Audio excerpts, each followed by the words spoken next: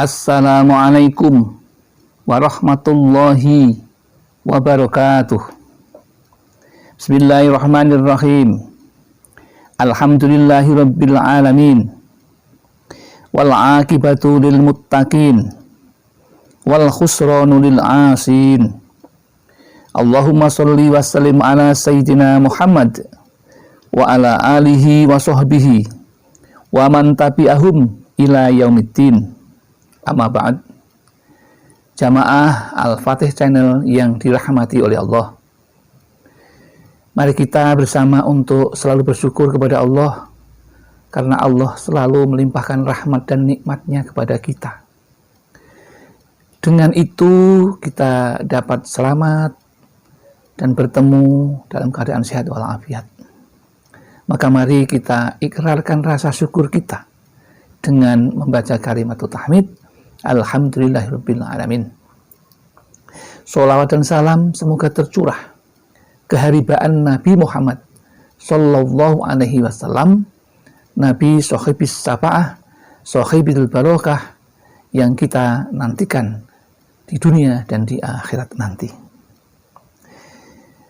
Selanjutnya izinkan kami untuk bertemu kepada saudara-saudaraku jamaah Al-Fatih Channel dengan ingin membagikan oleh-oleh yang mudah-mudahan ini oleh-oleh untuk kebutuhan kita di dunia dan di akhirat, dengan judul Anda menjadi orang mulia di sisi Allah Subhanahu wa Ta'ala jika amalkan 7 kalimat ini. Apa itu 7 kalimat yang menyebabkan manusia mulia di sisi Allah itu? Kita harus tahu. Oleh karena itu, mari kita mulai dengan yang disanadkan oleh Al-Faqih Abu Lais As-Samarqandi. Beliau menegaskan, orang yang selalu mengamalkan 7 kalimat pasti mulia di sisi Allah, mulia di sisi malaikat, dan diampuni dosanya sekalipun sebesar buih di lautan, dan diberi nikmatnya beribadah. Hidup atau mati baginya sama saja baiknya. Lalu apa itu? Maka kita perlu tahu 7 kalimat yang menyebabkan kita menjadi orang mulia di sisi Allah. Tidak lain adalah 1. Sebelum melakukan pekerjaan apapun yang amal baik maksudnya, tidak lupa membaca basmalah atau Bismillahirrahmanirrahim. Jadi segala sesuatu yang akan kita kerjakan yang baik itu sebaiknya dimulai dengan basmalah. Mengapa? Karena pekerjaan yang dimulai tidak diawali dengan basmalah, maka tidak akan dicukupi rahmatnya dari Allah. Maka supaya kita mendapatkan rahmat kasih sayang Allah, maka segala sesuatu kita mulai dengan basmalah agar mendapatkan berkah dari Allah Subhanahu wa Ta'ala. Kemudian kalimat yang kedua, sesudahnya mengucapkan hamdalah, sesudah kita melakukan pekerjaan apapun yang diawali dengan basmalah, maka setelah selesai kita mengucapkan Alhamdulillahirabbil alamin. Maka kita kalau melakukan 2 itu sudah termasuk orang yang mulia di sisi Allah. Tapi ada 7. Kemudian yang nomor 3 bagaimana? Yang nomor 3 adalah jika terjadi kekeliruan, segeralah beristighfar. Ada kekeliruan dalam mengerjakan atau kekeliruan dengan kaitannya dengan orang, maka kita segera beristighfar dan mohon maaf.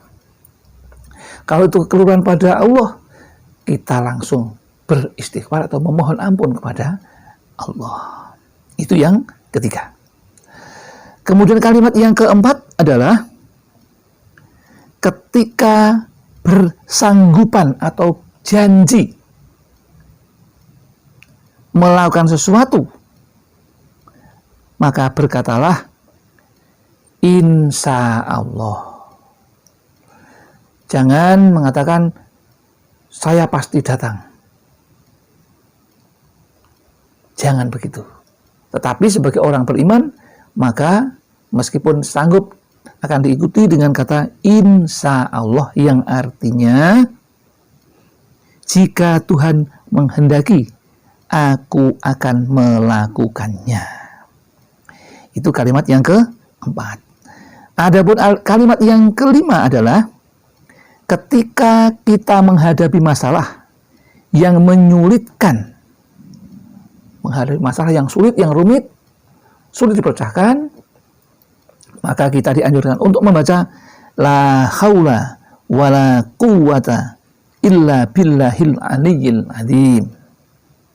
Nah, maka inilah, kalau kita ada kesulitan apapun, maka kita sebaiknya mengucapkan itu. Karena itu, kalau dibaca anjuran ini, kita akan dimuliakan di sisi Allah.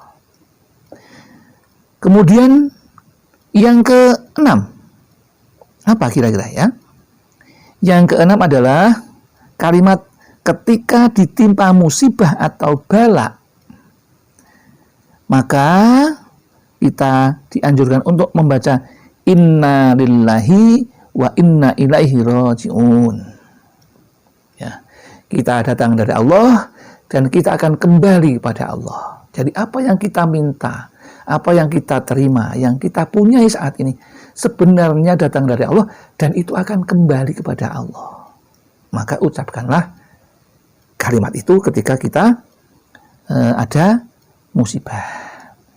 Kemudian kalimat terakhir yang ketujuh, yang akan memuliakan posisi kita di dekat Allah adalah setiap hari, baik siang maupun malam, bibirnya selalu berzikir.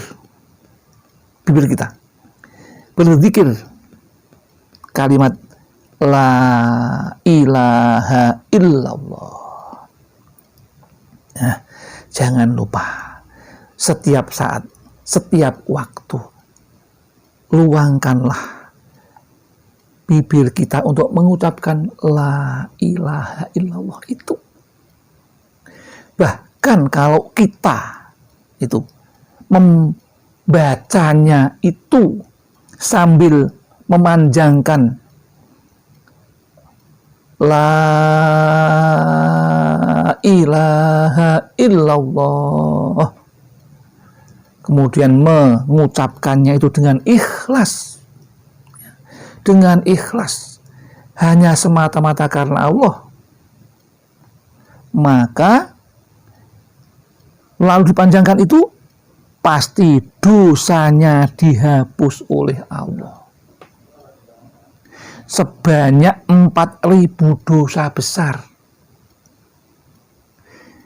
Sekarang ditanya, jika dosanya tidak sampai 4.000, lalu jawabnya, untuk menghapus dosa tetangga dan keluarganya yang muslim.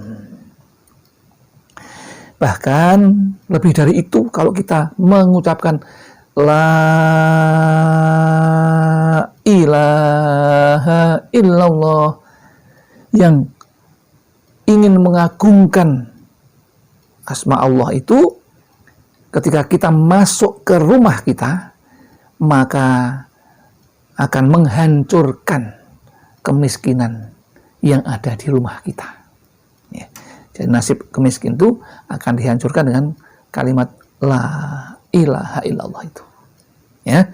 Jadi saya ingatkan kembali di video yang sudah kami tayangkan bahwa Ketika kita masuk ke rumah, supaya rumah kita itu dengan penuh dengan berkah Allah, maka ketika masuk rumah, ucapkan Assalamualaikum, kemudian diikuti dengan kata La ilaha illallah Muhammad Rasulullah, dipanjangkan membacanya La ilaha illallah, maka akan menghancurkan kemiskinan yang ada di rumah tersebut, rumah kita. Demikian yang dapat kami sampaikan. Mudah-mudahan ini ada manfaatnya dan akan berguna dalam rangka meningkatkan iman dan takwa kita dan dalam rangka mencari ridha Allah Subhanahu wa taala. Demikian yang dapat kami sampaikan. Mudah-mudahan ada manfaatnya. Ada kesalahan tentu dari kami. Kalau ada benar, itu semua datang dari Allah. Maka kami akhiri billahi taufiq wal hidayah wal inayah wal barakah. Wassalamualaikum warahmatullahi wabarakatuh.